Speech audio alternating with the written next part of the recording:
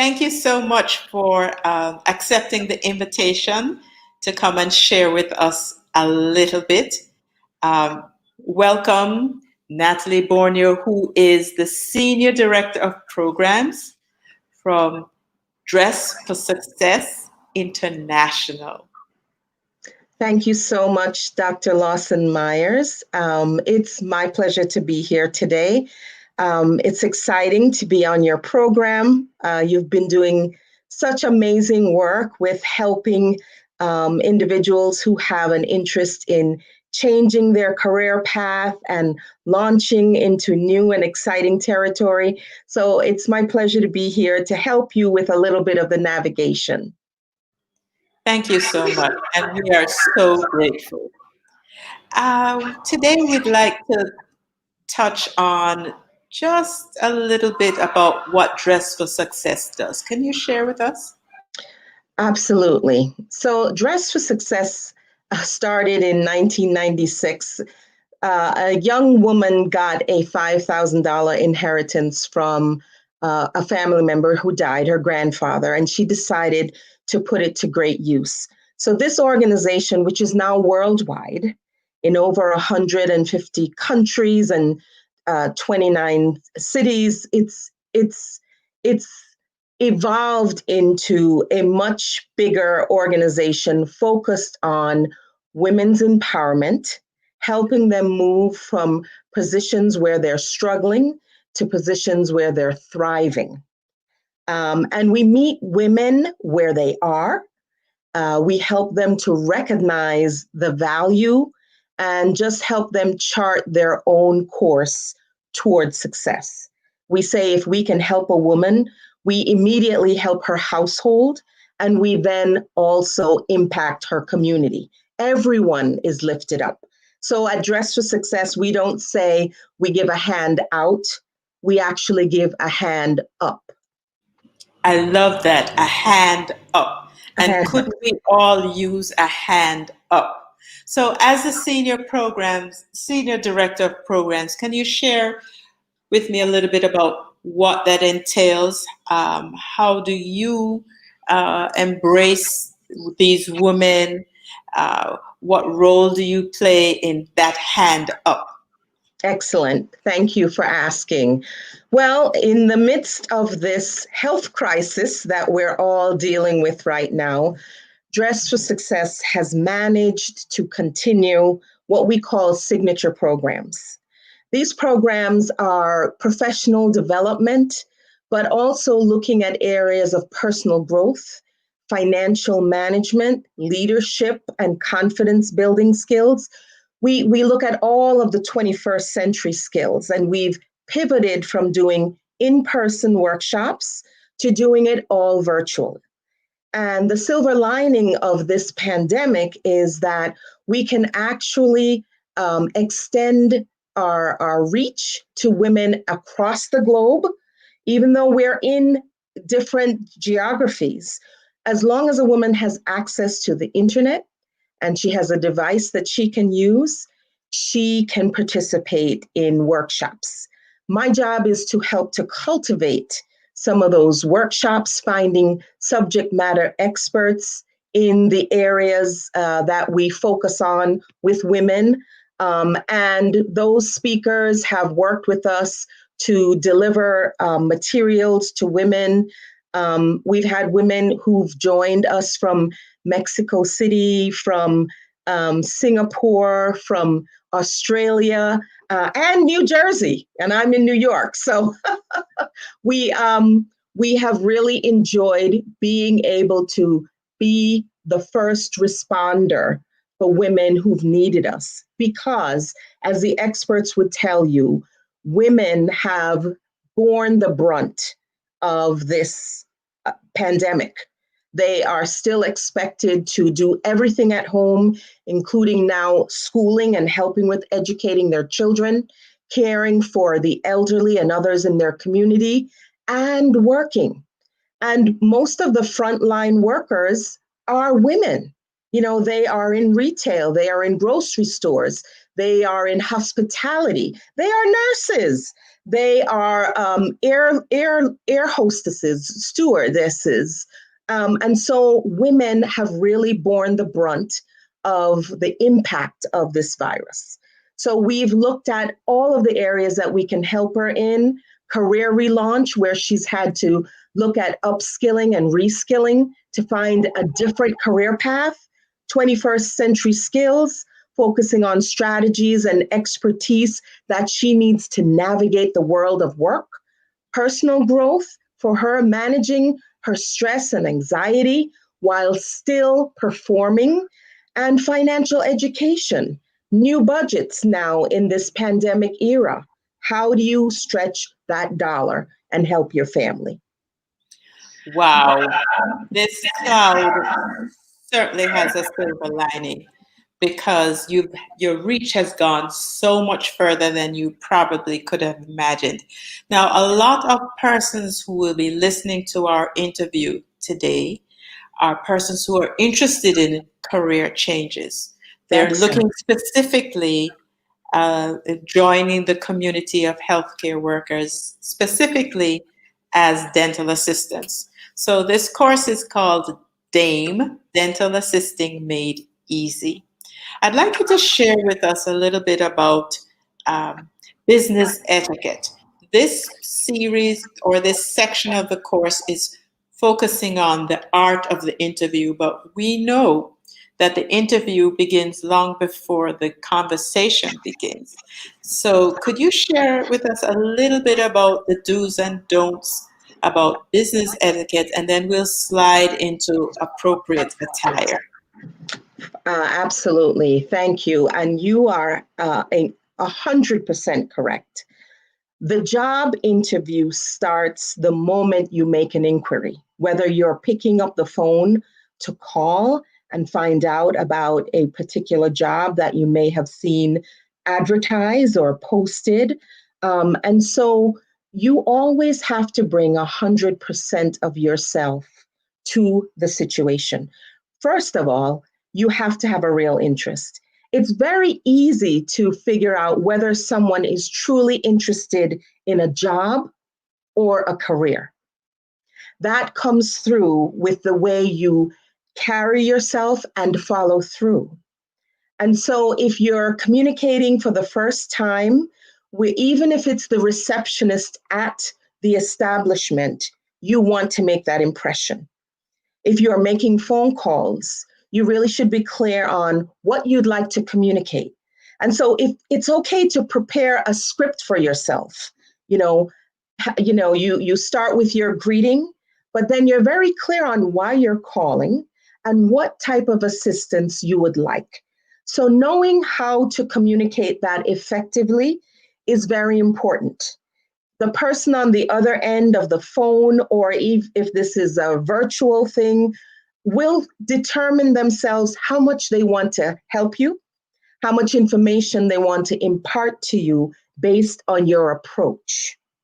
And so it's always one of taking the highest road possible, being very clear, being courteous, and thanking ending every conversation with, I really appreciate that. Thank you so much for your help. And that's on the phone or virtually. If you're physically going to a business or an organization, you really should check out and make sure you understand the hours of operation. You want to be there either at the start of the day, but certainly before the end, because you want to come in at a time when people can actually receive you and not be shutting down or opening up. You add a layer of pressure when you are entering someone's establishment at the wrong time, right? So you have to read the room, but it also involves doing a little research to understand how the business operates. If you want to call ahead and schedule an appointment, make sure that you have a reasonable amount of time that you can spend there. Know the days of the week that you're available, because what you don't want to do is set up an appointment and then cancel it, or get to the appointment and then be working against time because you have another commitment. That adds stress to you, and it comes across in the conversation or the exchange that you're having with the other person. You want to be able to give them your undivided attention. You want to be relaxed and pleasant and bring your whole self to the conversation, the appointment, the interview. When you're there, you're there. And you are there for them to learn more about you. And you're also yourself observing the environment, taking in details for yourself, so that you can process whether this is an environment that works for you too. So it's understanding what you're looking for, being prepared to make appointments and schedule appointments, having enough time to have good conversations with the person who you're meeting with or speaking to.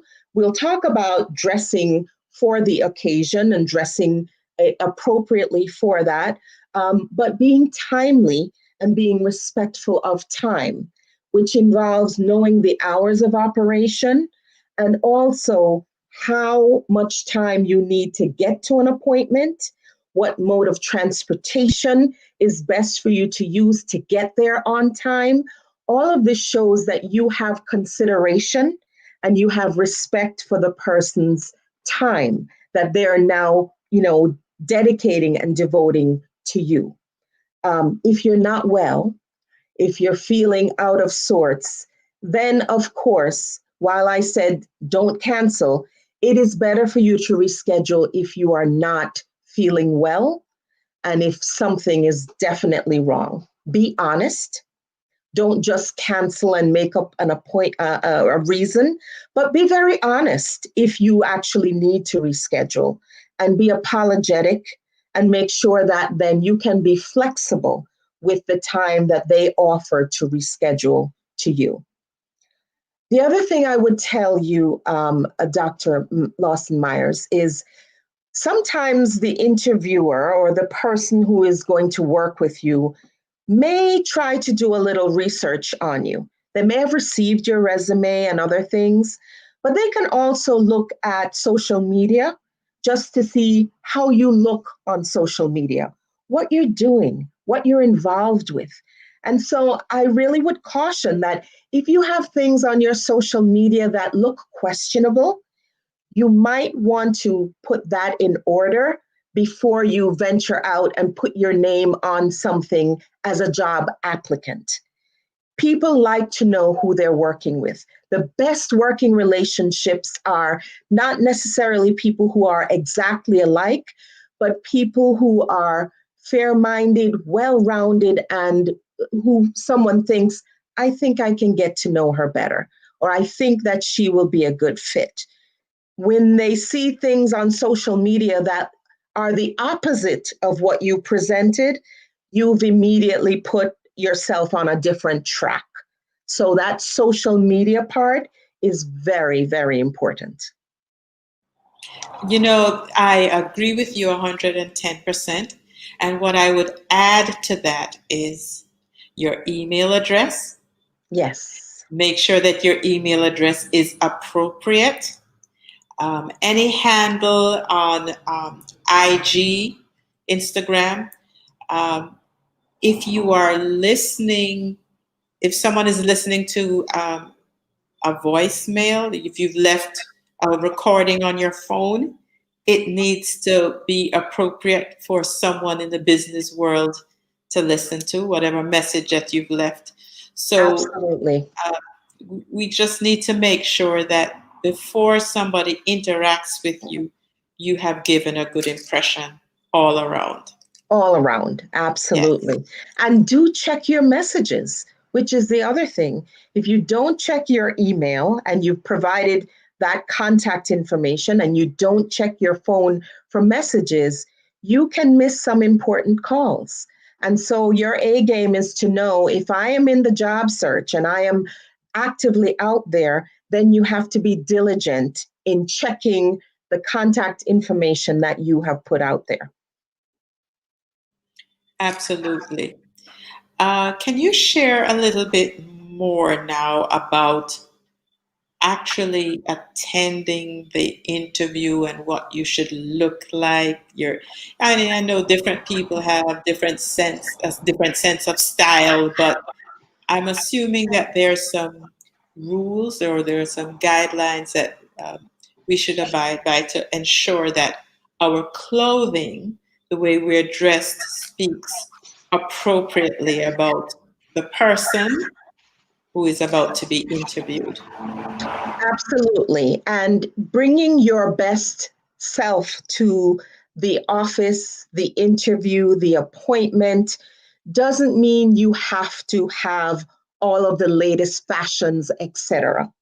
What it does mean is that first impression that you want to make should be one that tells someone a story about you.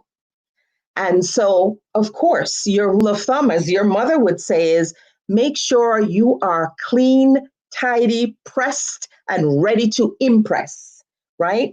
Because that first impression is visual. Before you open your mouth, people have looked at from head to toe to make some assumption before you've even said the first word. And so when we are talking about clothing, we're keeping in mind maybe the type of employment, right? You have a business look, you have a business casual look, and then you have what we call frontline, which is just really someone who might have a uniform eventually, or some other uniformed aspect to their attire.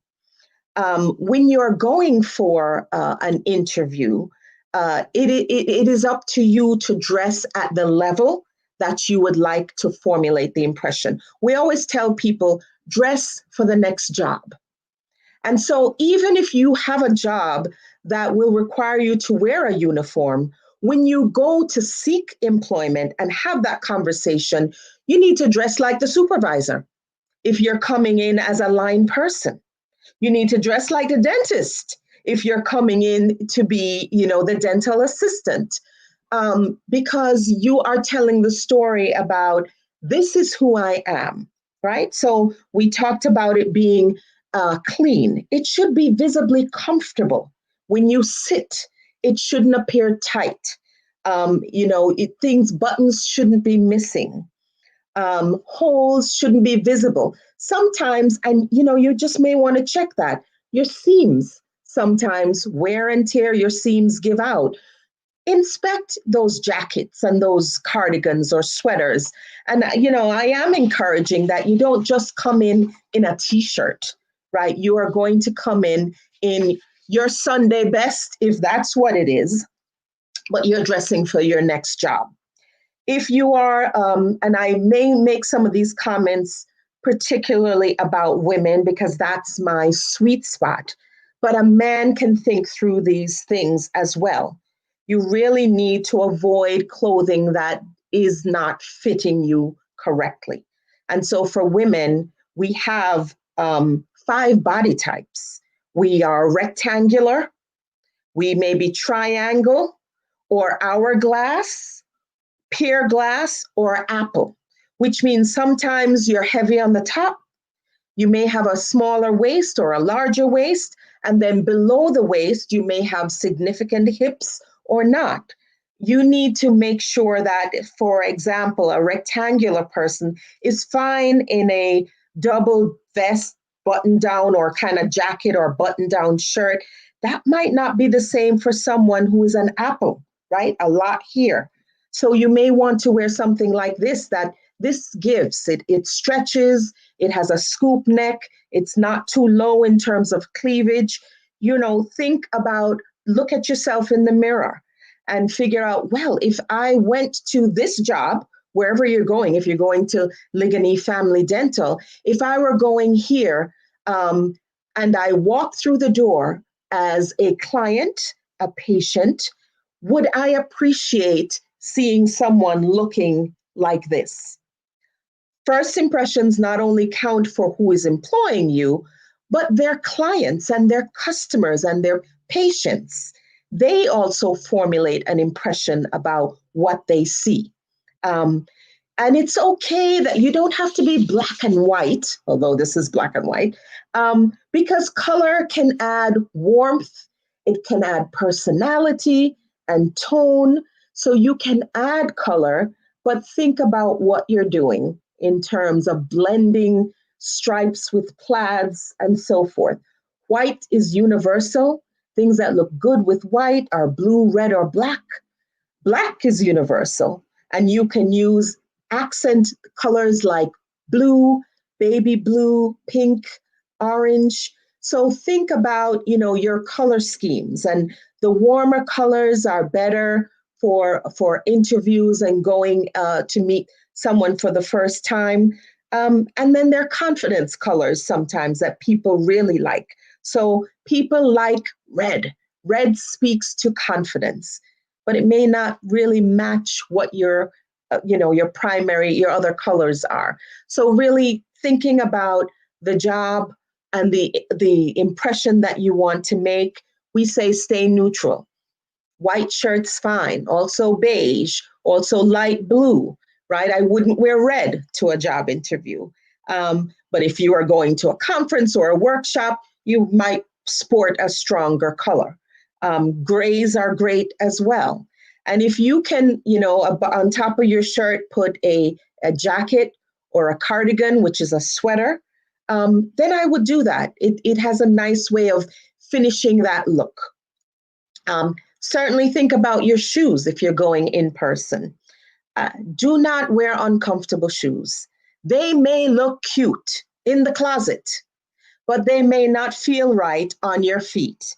And if you are traveling to an interview and you have to walk a significant distance, having on uncomfortable shoes will make you miserable.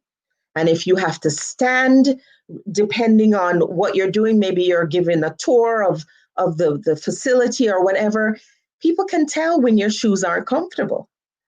So you want to take away all of the distractions that you would have on your mind in an interview. Again, like clothing that doesn't fit well when you sit. It may look gorgeous on you when you're standing up, but at some point you may have to sit down. So you have to think about that. And your shoes, whether you wear hosiery or not, that's fine, but just make sure that you are well moisturized, right? Face, we didn't talk about the face, but the face appearance is also important. When you're going to this interview or whatever, you may get a little sweaty. You may get a little, and so make sure you have something to kind of dab your face. And if you are planning correctly, you get to your location at least 15 minutes before your scheduled time. You can compose yourself. Take a few deep breaths. If you brought a little water with you, take a little water. Or if you're early and there's a receptionist, you may go and say, "Excuse me, is it okay if I use your restroom ahead of my appointment?" Go right ahead. Refresh yourself, compose yourself, and be ready. The last thing you want to do is be late, arriving there at the time of your appointment and being sweaty and just out of breath. You really want to help yourself to compose, decompress, and just be ready to enjoy a great conversation about your career. That's awesome.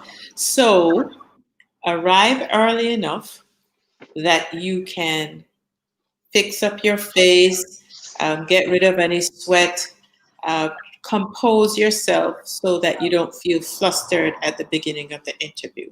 Yes. And then I heard you say for the interview, the colors that are better are the more neutral colors, black, white, gray.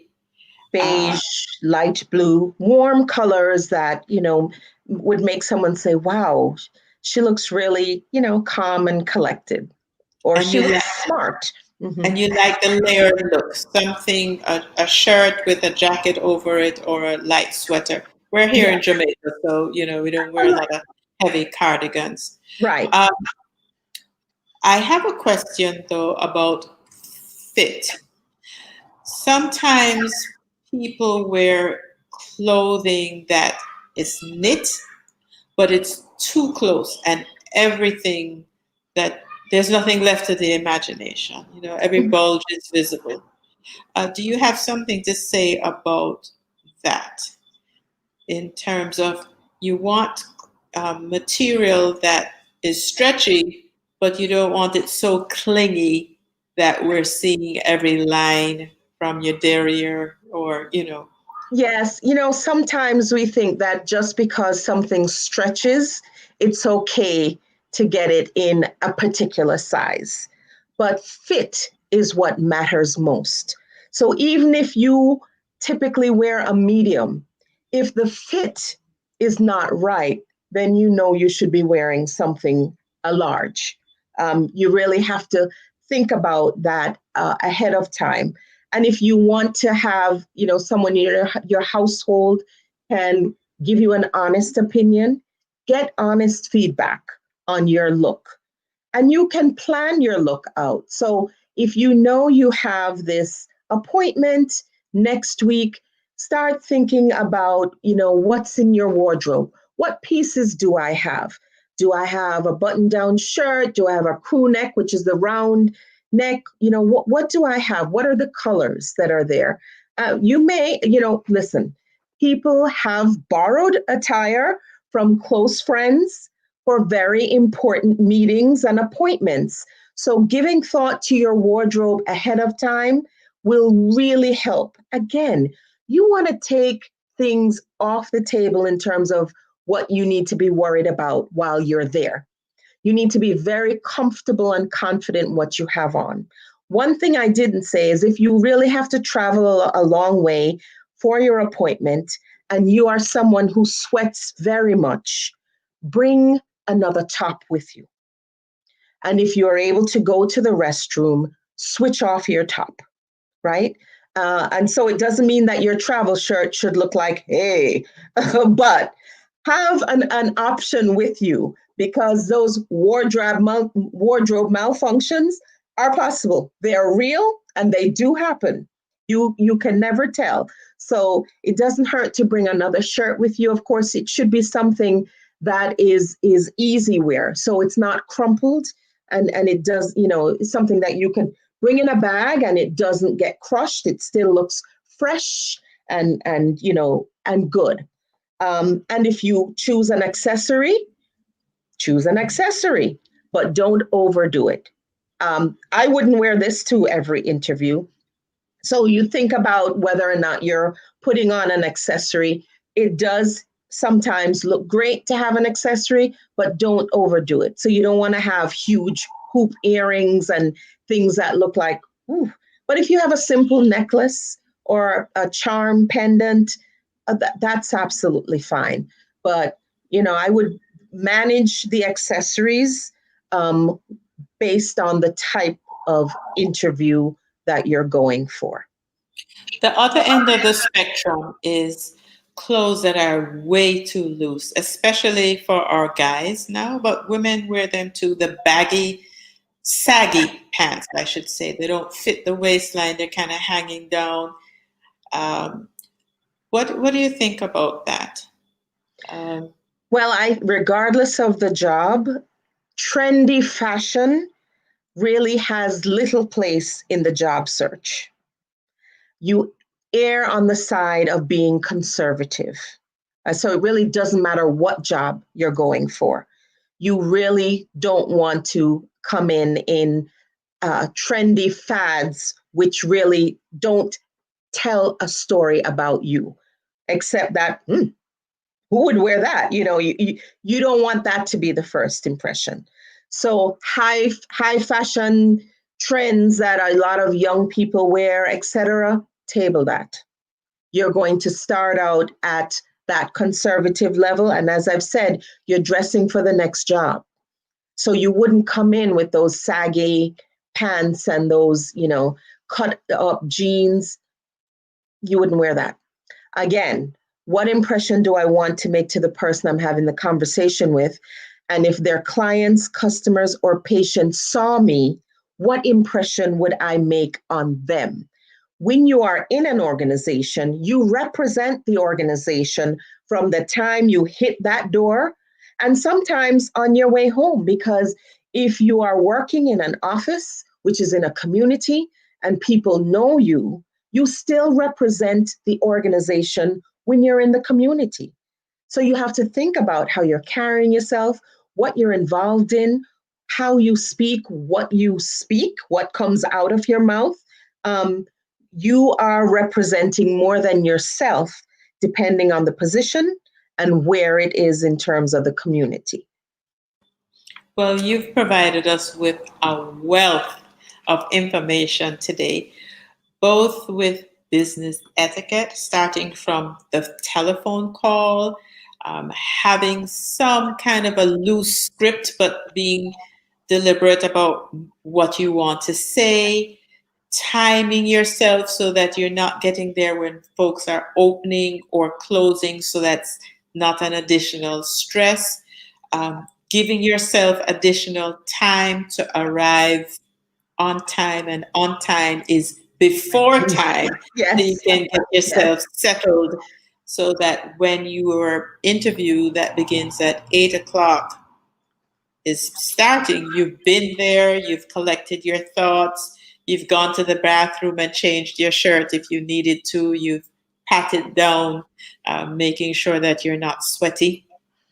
And we're dressing in a way that does not require a lot of money, but yes, just requires you to be clean, free of holes, and to ensure that your clothes have the buttons that they're required.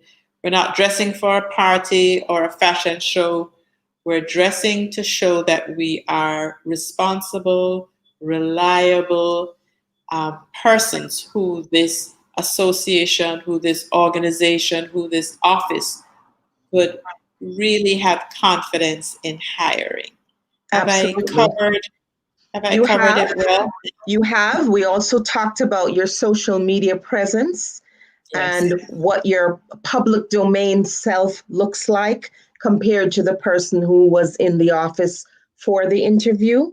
And one last thing that we did not touch on is acknowledging, if you've had the interview, acknowledging and thanking the person for spending the time with you, the appreciation, and if they asked you to provide any additional material or whatever, being very timely and responsible in getting that information back to the interviewer or their office.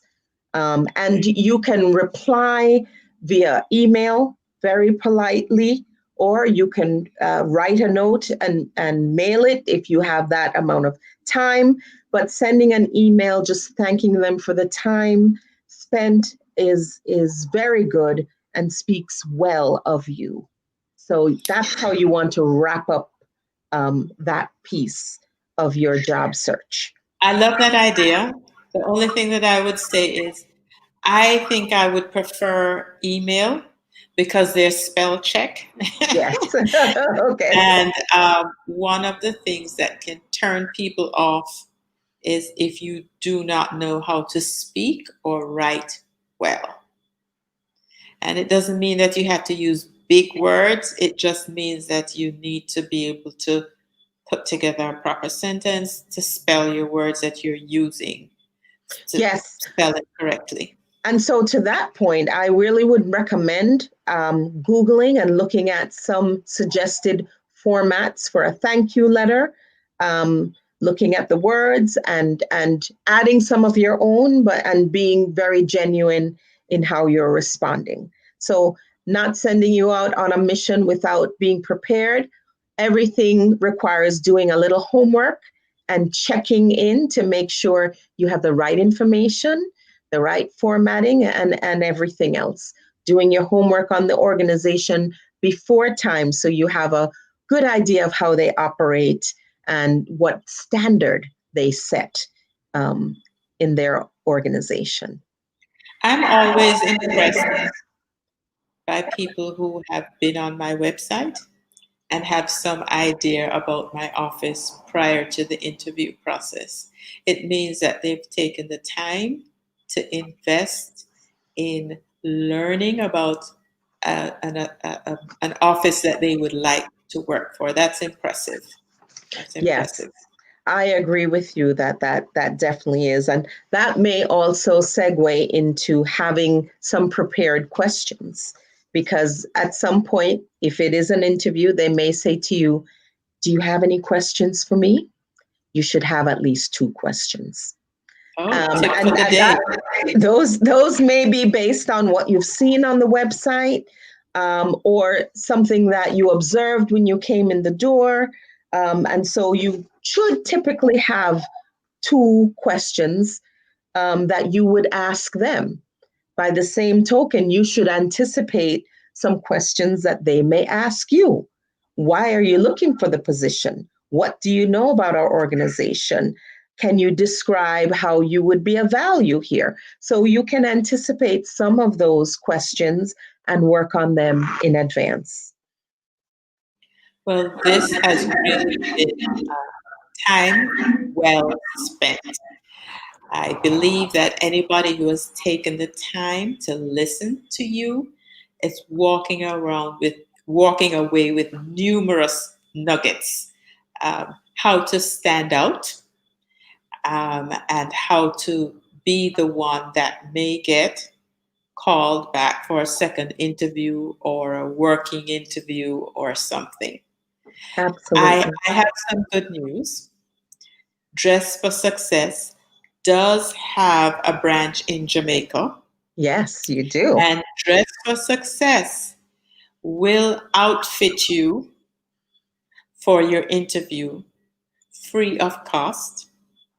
And if you get the job, they will outfit you for the week. So we know that there's some dental assistants who will have to suit up and put on the appropriate clothing and barrier protection to work in the clinical area. But sometimes dental assistants also function at the front desk where they have to look smart to greet all patients and business associates that may come into that office. And if that is a position that you will hold, it's it's encouraging to know that you can go to Dress for Success free of cost and get suited. One for the interview, but if you get the job, also for the first week. That's a win, win, and win. Absolutely. We are here to give a hand up to a woman, her household, and community. Mrs. Borneo, I can't thank you enough. This has been a wonderful 45-minute discussion. The time has gone by so quickly. The only thing that I ask is if you will consider at some time in the future coming back and sharing some more nuggets with us. I'd be more than happy to do that. It is my pleasure to share what I know, and perhaps the next go around there may be questions from others in advance that I could speak to. But this was great. Thank you again for the opportunity. And I want to wish all of you the best luck and, in your endeavors as you look at changing your career trajectory and starting a whole new profession. Kudos to you and all the best. Thank you. Good night. Good night.